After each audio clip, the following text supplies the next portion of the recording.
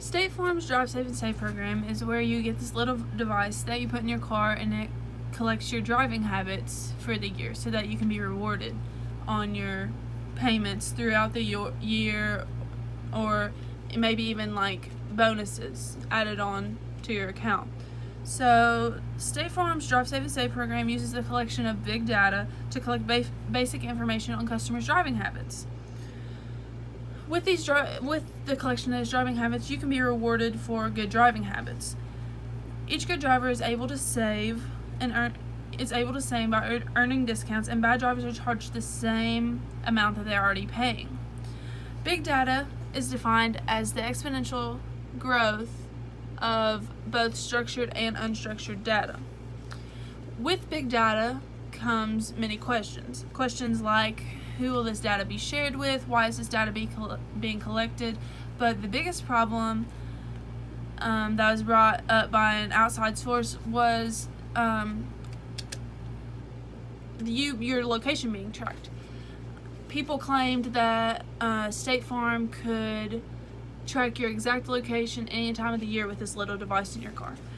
But State Farm claims that they only receive data for broad geographic areas, not specific locations. Also, you should know that State Farm is not the only insurance company that uses big data for rewards like this.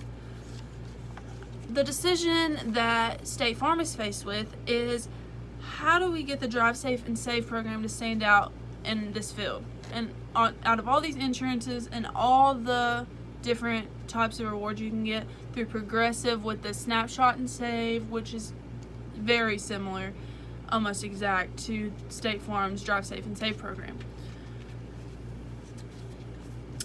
Another question we might ask is, how will State Farm allow themselves to give customers the best price while increasing profit? We all love savings, and we all love savings, but more than that, we love our privacy. We appreciate that most.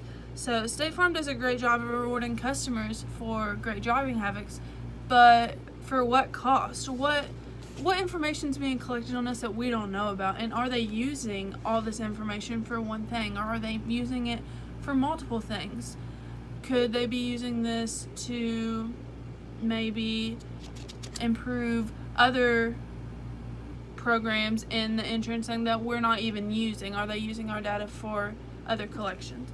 I suggest that instead of using big data on customers all year, we create something similar to Nationwide's Smart Ride program. So with this Smart Ride program, there's no device in your car, and they just go off of your claims and stuff for the year. So if you go a whole year accident-free, then you will get a bonus check at the end of the year. And I think they do this thing where it adds up. Like if you go 1 year, 2 years, 5 years, as it keeps growing, your check keeps increasing, which is awesome because instead of saving money, you're earning money, and it really just evens out. So big data is great with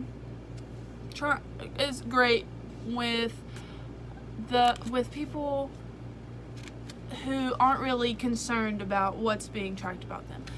So your demographic area would be probably like younger teenagers like myself, who all we hear is save money, earn money. So we're like, yeah, we'll do this, So you don't really care if you're being tracked or what information's being taken on you, or if it's being used for something else. It doesn't matter. But for people that it does matter, you should really look into your insurance things and see what kind of things are being collected on you before you sign up for these things. So I think the smartest way to go with this is for us to create something like the